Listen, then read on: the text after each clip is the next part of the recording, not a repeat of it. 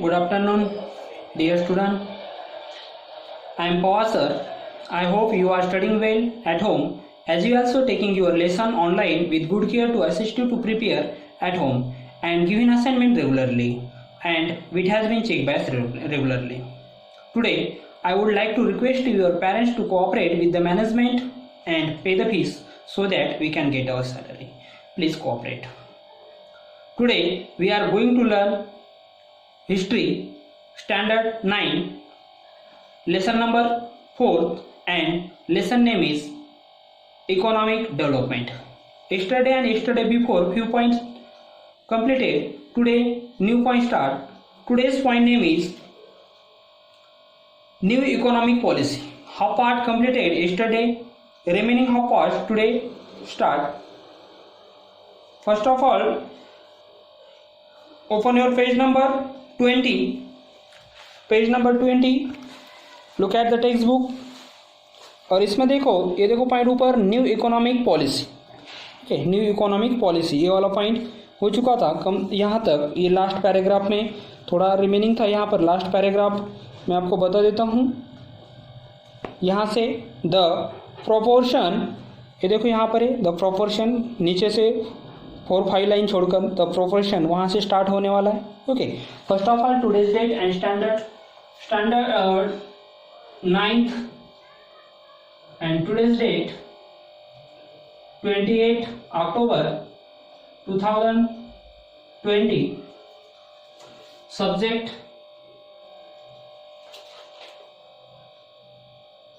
history.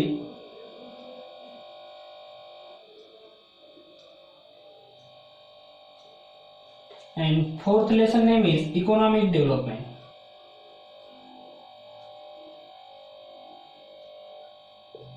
Economic Development.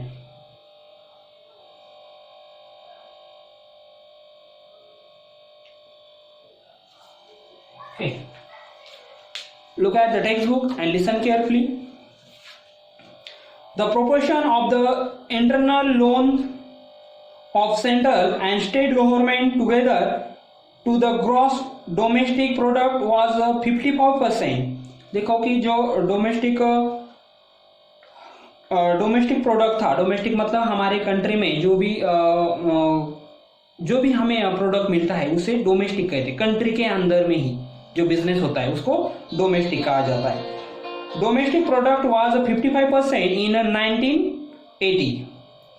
तो 1980 to 81 foreign loan was, देखो कि उस समय हमारा जो प्रोडक्ट था हमारे कंट्री में 55% ही का प्रोडक्ट था, 100% प्रोडक्ट नहीं था. तो वो 55% जितना इन्वेस्टमेंट किया था उसमें से सिर्फ 55% मिला था.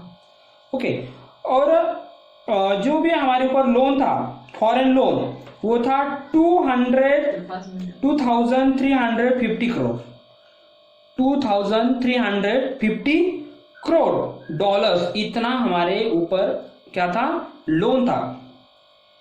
In increase to the 8380 crore dollars in 1990 to 91. तो देखो पहले 2350, पहले कितना हमारे ऊपर लोन था, 2350 करोड़ डॉलर. और उसके बाद ये कब था, 1980 में था, 1981 में था.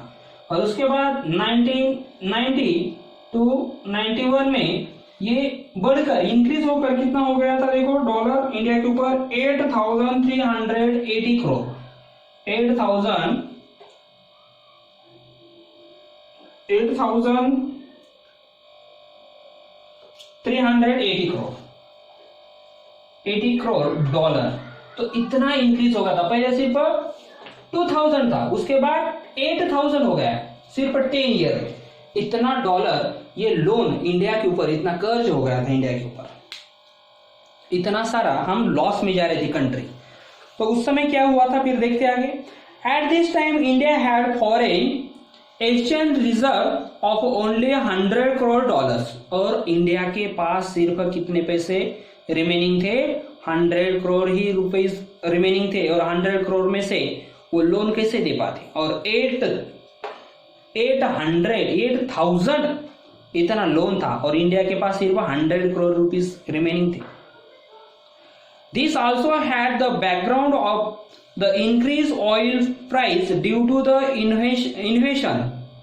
Invasion means war of Kuwait by Iraq. और ये क्यों हुआ था ऐसा? इतना लॉस में जाने की प्रॉब्लम था कि कुवैत एंड इराक इनमें क्या चल रहा था? इन्वेशन मतलब वार चल रहा था, युद्ध चल रहे थे और उसकी वजह से वहां के जो ऑयल थे, ऑयल के रेट बहुत बढ़ गए थे और ऑयल के रेट बढ़ने की वजह से हमें वो क्या करना पड़ता था? एक्सपोर्ट और इंपोर्ट करना पड़ता. इंपोर्ट मतलब हम उधर से लेते थे और एक्सपोर्ट मतलब इधर से हमारी चीजें भेजना, उसको एक्सपोर्ट का एक्सपोर्ट इंपोर्ट करते थे हम. तो इंपोर्ट में बहुत सारा हमारा पैसा जा रहा था. क्यों? ऑयल खरीदने के लिए. और ऑयल के रेट क्यों बढ़ गए थे? कुवैत और इराक के बीच क्या चल रहे थे? वार चल रहे थे. It became difficult for India to raise a loan. और इंडिया इस लोन को, इंडिया का लोन जो है इस डिफिकल्ट सिचुएशन में बहुत बढ़ता जा रहा था. Even the non residents Indians started withdrawing their deposits in foreign currency from India. और फॉरेन करेंसी को डिपॉजिट देना जरूरी था इंडिया में. अब इसको कैसे सॉल्व करें, क्या करें, ये कंट्री के सामने बहुत बड़ा क्वेश्चन था. और कंट्री जो है बहुत स्ट्रगल में से गुजर रहे थे, बहुत बिकट सिचुएशन में से गुजर रहे थे. तो उस समय क्या होता, फिर आगे देखते हैं रेमेडी. अब रेमेडी क्या है देखते हैं. रेमेडी वाला पॉइंट है next. P Narasimha Rao appointed Dr. Manmohan Singh as the finance minister in order to find a way out of this situation. तो इस सिचुएशन में पीवी नरसिम्हा राव ये प्राइम मिनिस्टर थे इंडिया के उस समय. फिर उन्होंने क्या किया था? डॉक्टर मनमोहन सिंह जो हमारे पहले, अब इसके पहले नरेंद्र मोदी के पहले जो प्राइम मिनिस्टर थे हमारे, मिस्टर नरेंद्र मोदी के पहले डॉक्टर मनमोहन सिंह थे. तो उस समय पीवी नरसिम्हा राव ये कौन थे? प्राइम मिनिस्टर थे. और उन्होंने किसकी अपॉइंटमेंट की थी? फाइनेंस मिनिस्टर करके. फाइनेंस मिनिस्टर जो होता है ये कंट्री में फाइनेंस में प्रॉब्लम आना नहीं चाहिए, इकोनॉमी का प्रॉब्लम सॉल्व करना चाहिए. जिसकी इकोनॉमी स्ट्रांग होती है उसको फाइनेंस मिनिस्टर बनाया जाता है. वो कंट्री का सब इकोनॉमी प्रॉब्लम वो सॉल्व करता है. और इस समय इंडिया की इकोनॉमी बहुत ही बुरी सिचुएशन में से गुजर रही थी. तो उस समय मिनिस्टर, फाइनेंस मिनिस्टर करके डॉक्टर मनमोहन सिंह की अपॉइंटमेंट की थी पीवी नरसिम्हा राव ने. अब वो क्या करते देखते हैं. Doctor Singh understood many corrective measures. तो डॉक्टर मनमोहन सिंह ने बहुत सारे ऐसे करेक्टिव मेजर थे इंडिया में, जो बुरी सिचुएशन में से इंडिया गुजर रहा था. ये इकोनॉमी के बहुत ही ऐसे एक साइंटिस्ट दिमाग वाले इंसान थे डॉक्टर मनमोहन सिंह. उनकी इकोनॉमी जो थी बहुत ग्रेट थी. इकोनॉमी की उन्होंने उसमें इकोनॉमी की जो डिग्री थी वो डॉक्टरेट डिग्री उसमें हासिल की थी. तो डॉक्टर मनमोहन सिंह के इकोनॉमी का नॉलेज बहुत था, इसलिए उसको फाइनेंस मिनिस्टर बनाया गया था कंट्री को ऊपर निकालने के लिए. तो उन्होंने कुछ करेक्टिव किए थे. इंडिया के सब रहन सहन, खान पान, ये सब चेंज किए थे उन्होंने. उसमें सब बदलाव किए थे, उस सिचुएशन में बदलाव किए थे इस विकट सिचुएशन में से निकलने के लिए. और बहुत सारा सोना भी हमने इंग्लैंड की वर्ल्ड बैंक में रख दिया था लोन लेने के लिए. The situation began to change. और उसने ये सिचुएशन क्या कर दिया था? सब चेंज किया था. अब वो क्या चेंज करते हो देखते हैं. He remove the restriction on foreign investment. Restriction मतलब बहुत सारे ऐसे प्रॉब्लम थे कि रेस्ट्रिक्शन मुझे इंडिया में जो भी कंपनी थी वो इंडिया में इन्वेस्टमेंट करना चाहती थी, इंडिया के यहाँ बिजनेस को स्टार्ट करना चाहती थी. मगर इंडिया के बहुत सारे ऐसे रूल को उन्हें गुजरना पड़ता था, बहुत सारे डॉक्यूमेंट देने पड़ते थे. उसके बाद जाकर फिर वो कंपनी यहाँ पर इंडिया में बिजनेस स्टार्ट कर सकती थी. तो इतने सारे डॉक्यूमेंट बनाने पड़ते थे. फिर वो कंपनियां क्या करती थी? यहाँ पर इन्वेस्टमेंट ही नहीं करती. जान दो, इतने सारे प्रॉब्लम में से सिचुएशन को हैंडल करके वहाँ पे बिजनेस करके क्या करेंगे. इसलिए वो क्या करती थी? यहाँ पे बिजनेस करने के लिए रेडी नहीं होती थी. और वो बिजनेस नहीं करती तो इंडिया के लोगों को जॉब नहीं मिलती, इन्वेस्टमेंट नहीं होती, पैसा नहीं आता, इकोनॉमिक कंडीशन लॉस हो जाती. तो ये डॉक्टर मनमोहन सिंह ने क्या किया था? ये सब जितने भी उन्हें डॉक्यूमेंट फॉलो करने पड़ते, देने पड़ते थे, वो सब हटा दिए थे. डायरेक्ट उनको इन्वेस्टमेंट करने का चांस दे दो. बहुत कम, उनके लिए बहुत कम डॉक्यूमेंट की सिचुएशन रखी थी. He restricted he licence system to 18 industry, सिर्फ उन्होंने 18 इंडस्ट्री के लिए ही कुछ लाइसेंस रखे थे, उसके अलावा सबको वहां पर इन्वेस्टमेंट करने की उन्होंने इजाजत दे दी थी।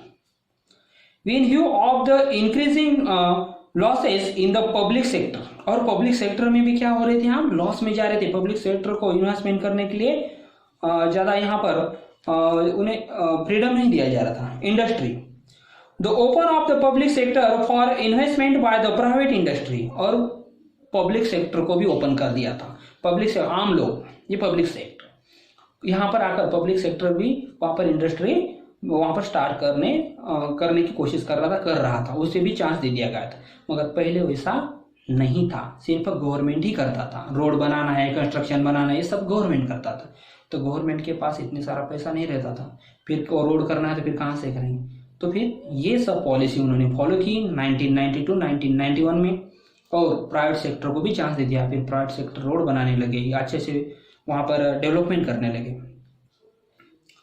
तो ये उन्होंने सबको चांस दिया था।